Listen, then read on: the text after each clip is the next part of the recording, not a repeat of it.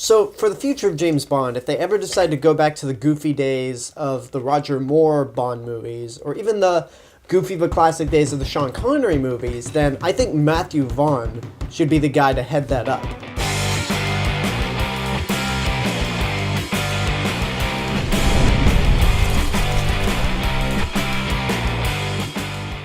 Kingsman, The Secret Service, is based on the comic of the same name by Mark Millar, who wrote Kick-Ass, and is about this spy organization in the UK called Kingsman. One of their agents, played by Colin Firth, brings in a teenager whose dad was a Kingsman many years ago, brings him in hopes to have him join the organization and basically be an accomplished spy like his dad was. Similar to James Kirk joining Starfleet to be like his dad. At the same time, tech genius Mr. Valentine, played by Samuel L. Jackson, decides to come up with an evil plan to make most of the people of the world go crazy and kill each other.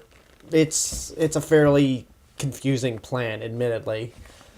But you know what? That's kind of in the spirit of what this movie is trying to be. This is directed by Matthew Vaughn, who directed the film adaptation of Kick-Ass. He directed this movie called Layer Cake, and most recently, he's done X-Men First Class, which was my favorite X-Men movie before Days of Future Past came in. Now, what was really unique about X-Men First Class was that it had this very stylistic feel that harkened back to the days of the Sean Connery Bond movies. I mean, the movie takes place in the 60s, for God's sake. And so that style that he brought to X-Men First Class is carried over to this movie, Kingsman: The Secret Service, which really fits the movie. I haven't read the comic, but even if I had, I would just judge this as a movie. And for a while, I actually wasn't all in love with it. I was enjoying it, but I wasn't really invested into it. And then there's a point where it really fully establishes that it's trying to be like those older Bond movies. Like how it has the villain with the crazy destroy the whole world plan. He's got a memorable henchman, or henchwoman in this case, this woman with 2 blades for prosthetic legs. I mean, the second you see that, it's like, okay, that's almost in the line of Jaws, the villain from the Roger Moore days with those metal teeth, and Oddjob from Goldfinger, how he just has that hat that just decapitates heads. I found it to be pretty cool. And another great thing is that there's dialogue between some of the characters that mentions those older Bond movies, and that was more of the point where it's like, okay, I see what you guys are doing, and I'm really digging it. It has some really great performances, too. I mean, you got a lot of great actors in this movie. You got Colin Firth, Mark Strong, Michael Caine, and Samuel L. Jackson, which,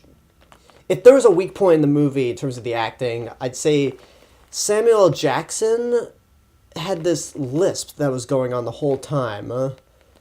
And it was just like, dude, what are you doing? It's like, maybe that was Matthew Vaughn's decision, maybe it was Sam Jackson's, but every time he says an S, he says it like Sith.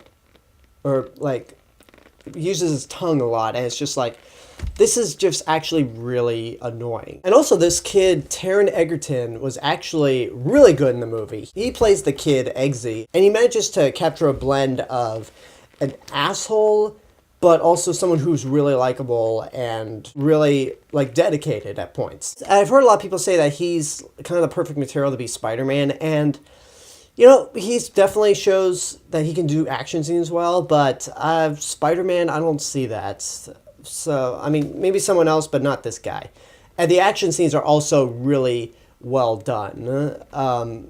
There are 2 set pieces in particular that shows that Matthew Vaughn can direct action very well. Even if some of the action can be a bit close, he has a unique style to filming the action that really kind of forgives the whole close-up aspect. Now, aside from Samuel L. Jackson, there was another issue that I had with the movie, and that was the pacing.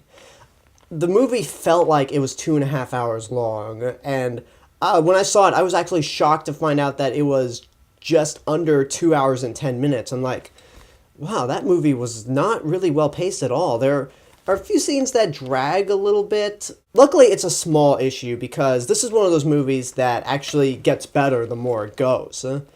I just recently talked about how the SpongeBob movie, once it gets to its big superhero action moment. It's the least interesting part of the movie. The big climax at the end is actually my favorite part of the movie. It's very well done. The story structure is very similar to Kick-Ass.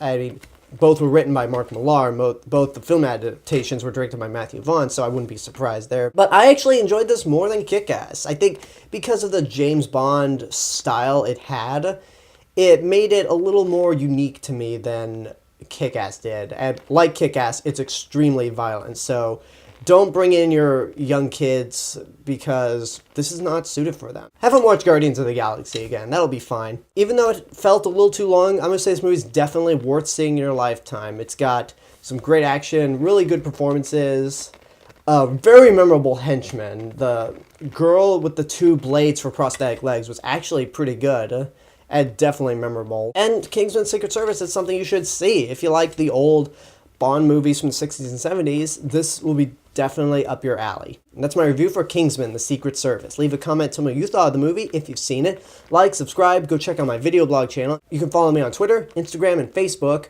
And this is the real Mr. Robinson telling you, there is only one.